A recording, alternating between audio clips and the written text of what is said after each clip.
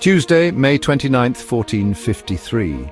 The air was thick with dread and the scent of gunpowder. For 53 days, Constantinople had endured a relentless siege. Its ancient walls, once unbreakable, now lay shattered.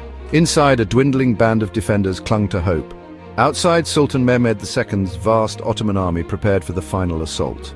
This was not just a battle, it was the end of an era. The last moments of the Roman Empire were slipping away. Constantinople, the heart of Orthodox Christendom, was about to fall. Its capture would send shockwaves across the world, signaling a new age. The city's relics, libraries and churches stood as the last treasures of a fading civilization. Mehmed's victory would mark the rise of a new empire and the dawn of the modern world. The defenders faced their fate with courage, led by an emperor who refused to flee. The Sultan's ambition was unstoppable, his cannons ready to finish what centuries of sieges could not. As the sun rose, the fate of civilizations hung in the balance. The fall of Constantinople would become a turning point in human history. Constantinople was more than stone and mortar, it was the living symbol of Christian civilization. Founded by Constantine the Great, it stood at the crossroads of Europe and Asia, protected by the legendary Theodosian walls. For centuries, it preserved the legacy of Rome, its libraries safeguarding ancient wisdom, while the West languished. The city's spiritual heart was Hagia Sophia, a marvel of faith and architecture. Its relics and treasures drew pilgrims from across Christendom. Yet, by the 1400s, the city was a shadow of its former self, its population decimated, its empire reduced to little more than the city itself. The Fourth Crusade and the Black Death had left deep scars. Still, Constantinople's symbolic power endured. It was the last bastion of Roman glory, standing defiant against the rising Ottoman tide. Its fall would mark the end of an age. The Ottoman Empire, relentless and ambitious, had surrounded Constantinople. Sultan Mehmed II, ascending the throne at 19, was determined to claim the city. He saw its capture as both a strategic necessity and a sacred duty. Mehmed's preparations were swift and meticulous. He built the fortress Rumeli Hisari, cutting off the city's lifeline. He neutralized potential threats with shrewd diplomacy, then gathered an army of up to 100,000 men. At the heart of his force were the elite janissaries and his true advantage gunpowder artillery. Mehmed commissioned massive cannons, including the legendary basilic capable of shattering ancient walls. The city was now isolated, its fate sealed by the Sultan's vision and technology. Emperor Constantine II could only watch as the noose tightened. Mehmed's resolve was unbreakable. He would not be denied. The Ottomans were ready to unleash a new era of warfare. The shadow of the crescent loomed over the city. The final siege was about to begin. The defenders of Constantinople were hopelessly outnumbered. Emperor Constantine II could muster only about 7,000 men. Byzantines, armed civilians and foreign volunteers. Among them, the Genoese commander Giustiniani and his seasoned troops played a crucial role. They faced Mehmed's massive army, including 12,000 janissaries and tens of thousands of regulars and irregulars. The Ottomans were well supplied, confident and driven by faith and ambition. The defenders, united by desperation, fought for their homes and faith. Morale was brittle. Sustained by the emperor's bravery and Giustiniani's leadership, the attackers saw the city as a prize, the gateway to empire. The psychological contrast was stark, fatalism versus fervor.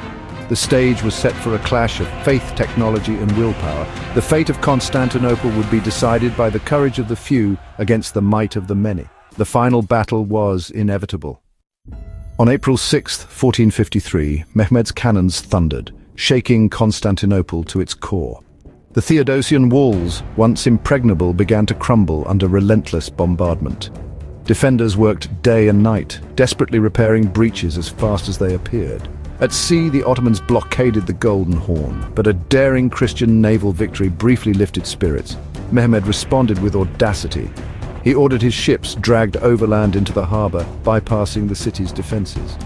The defenders awoke to find Ottoman ships inside their last safe haven. The siege became a war of attrition. Assaults on the walls, brutal hand-to-hand combat, and underground battles between miners and counterminers. The city's resources and morale were stretched to the breaking point. Giustiniani's leadership held the line, but the pressure was relentless.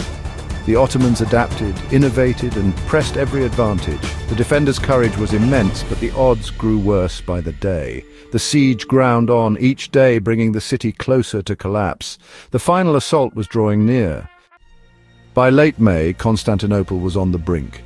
Food was scarce, the walls were shattered, and omens of doom haunted the city. A lunar eclipse and strange lights over Hagia Sophia deepened the sense of fate. Mehmed offered one last chance to surrender. Constantine refused. On May 28th, the Ottomans prepared for the final assault with prayers and bonfires. Inside, Constantine led a final unified Christian service in Hagia Sophia, a moment of profound unity and sorrow. Before dawn on May 29th, Mehmed unleashed his army in 3 waves. The first irregulars were repelled after brutal fighting. The second regular troops pressed the attack but were held back by Giustiniani and the emperor. The defenders, exhausted and outnumbered, began to falter. The third wave, the Janissaries, advanced with relentless discipline. Disaster struck as Giustiniani was gravely wounded, causing panic among the defenders. At the same time, Janissaries found an unguarded gate and poured into the city. The defense collapsed. Constantine fought and died in the chaos. The last Roman emperor fell with his city. Constantinople was lost. With the walls breached, chaos engulfed Constantinople. Ottoman soldiers flooded the streets and thousands sought refuge in Hagia Sophia. Clinging to desperate prophecies, the Janissaries broke down the doors, turning the sanctuary into a scene of terror and capture. The congregation was rounded up, many killed, the rest enslaved. Priceless icons and relics were destroyed or stolen. The church was desecrated. Later that day, Mehmed II entered the city in triumph. He rode to Hagia Sophia, humbled by its grandeur, and ordered its preservation as a mosque. An imam recited the Shahada, echoing through the vast dome. The conversion of Hagia Sophia was the ultimate symbol of conquest.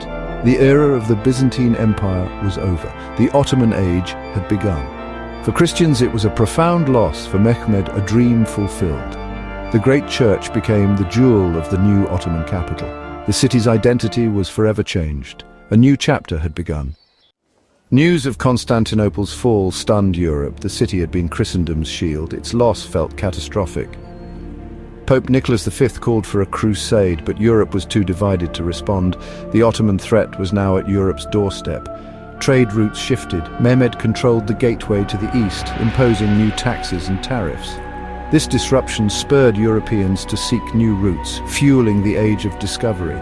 The fall also triggered an exodus of Byzantine scholars to Italy. They brought ancient Greek texts and knowledge, accelerating the Renaissance. The city's fall did not start the Renaissance, but it gave it new momentum. The ashes of Byzantium nourished a new European consciousness. The world was changing, fast. After the chaos, Mehmed II halted the plunder. He aimed to rebuild, not destroy, and transform Constantinople into his imperial capital, Istanbul. He invited people of all backgrounds, Turks, Greeks, Armenians, Jews, to repopulate the city. Churches became mosques. New markets, palaces, and mosques rose. The Greek Orthodox community was allowed to remain, governed as a millet under the Sultan's authority. Istanbul became a cosmopolitan city, a bridge between East and West. Roman aqueducts stood beside Ottoman minarets. The city's layers of history intertwined. Mehmed's vision created a new imperial capital that would endure for centuries. Istanbul's legacy as a crossroads of cultures remains visible today. The conqueror had remade the city in his own image. The fall of Constantinople ended an empire and an era. It marked the close of the Middle Ages and the rise of the modern world. Mehmed's conquest redrew the map, shifting the balance of power between East and West. The event was both an ending and a beginning. The end of Byzantium, the start of the Ottoman Golden Age. It spurred the age of discovery as Europeans sought new routes to the east. The siege remains a timeless drama of courage, ambition, and faith. It showed how technology, Mehmed's cannons, could change history. The story is a reminder of the fragility of civilizations and the power of change. Empires rise and fall, cities transform and endure. The fall of Constantinople is a case study in the far-reaching consequences of a single event. Its echoes still shape our world today. The stones of Istanbul bear silent witness to this history. The legacy of 1453 endures in geopolitics, culture, and the story of humanity.